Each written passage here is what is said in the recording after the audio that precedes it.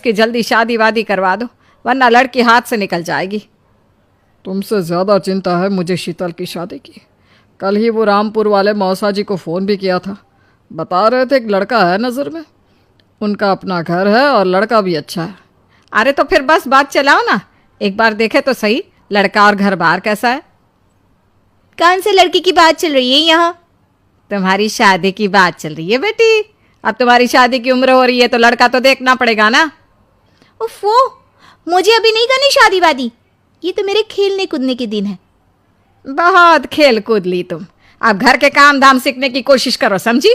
ससुराल जाकर हमारी नाक मत कटवा देना। सब्जी काटनी तो आती नहीं इसको, तो नाक ही कटवाएगी। अरे मैं इसे शादी तक अच्छे से सब सिखा दूंगी, आप तो बस उस लड़के से इसकी शादी के बाद चलवाओ। कुछ दिनों बाद कुणाल और उसकी माँ शीतल को देखने घर आते हैं। कुणाल दिखने में बड़ा ही स्मार्ट होता है, शीतल तो उसे देखती ही रह जाती है। देखो जी, हमारी कोई डिमांड तो है नहीं, बस हम चाहते हैं कि लड़की घरेलू हो, घर के सारे कामकाज संभाल ले। अब आपके परिवार में तो बस 3 ही लोग हैं, पर हमारा तो खूब भरा पूरा परिवार है। बाकी हमें लड़की के घूमने फिरने दोस्तों से मिलने से कोई दिक्कत नहीं है, घर का काम करने के बाद जो चाहे सो करे। अरे वाह, ये तो इतने बढ़िया लोग हैं, लड़का भी इतना स्मार्ट है और ऊपर से इन्हें मेरे घूमने फिरने से भी कोई दिक्कत नहीं है। हे भगवान, तूने तो बिना मांगे ही मुझे सब दे दिया। बताओ जी, और क्या चाहिए हमें? हमारी तरफ से तो रिश्ता पक्का है जी। बस फिर तो हंसी खुशी शीतल और कुणाल की शादी हो जाती है।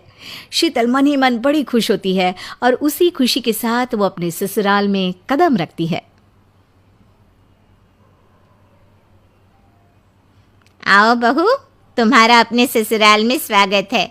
ये मिलो अपने परिवार से। ये तुम्हारे ससुर जी, तुम्हारी ननद सुनीता और गीता, सुनीता के पति राजेश और उनके 2 बच्चे राजू और चिंटू, ये ना हमारे साथ यहीं रहते हैं।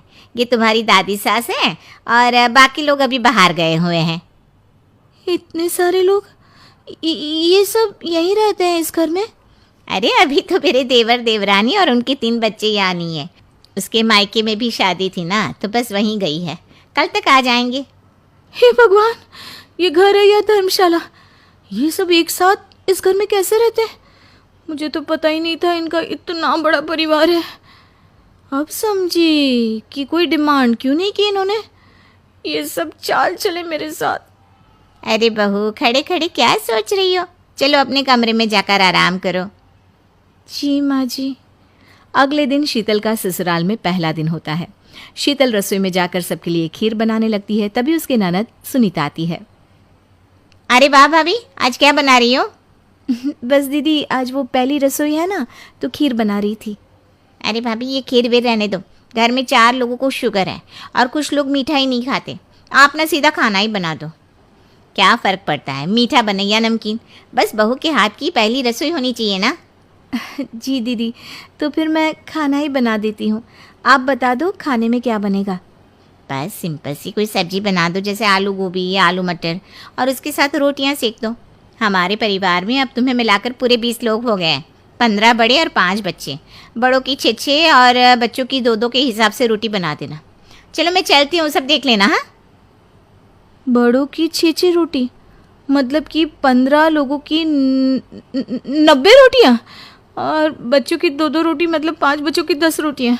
90 और 10 मतलब कुल मिलाकर 100 रोटियाँ। हाय, मैं तो मर गई, 100 रोटी अकेले कैसे बनाऊंगी? माँ, ये तुमने मेरी शादी कहाँ कर दी? शादी से पहले तो मैंने कभी 4 रोटी से ज़्यादा नहीं बनाई। शीतल एक बड़ी सी परात में 100 लोगों के हिसाब से आटा निकालती है और उसे गूंथना शुरू करती है। आटा गूंथते गूंथते शीतल के पसीने छूट जाते हैं। उसके बाद बारी आती है रोटी बनाने की। शीतल एक एक करके रोटी बनाना शुरू करती है और 10 रोटी बनाते ही अपनी कमर पकड़ लेती है। हाय, मैं मर गई, मेरी कमर टूट गई खड़े खड़े, और ऊपर से इतनी गर्मी, मैं 100 रोटियाँ कैसे बनाऊंगी? अरे भाभी, सब बाहर रोटियों का इंतजार कर रहे हैं, ज़रा जल्दी जल्दी रोटी सेक दो। सब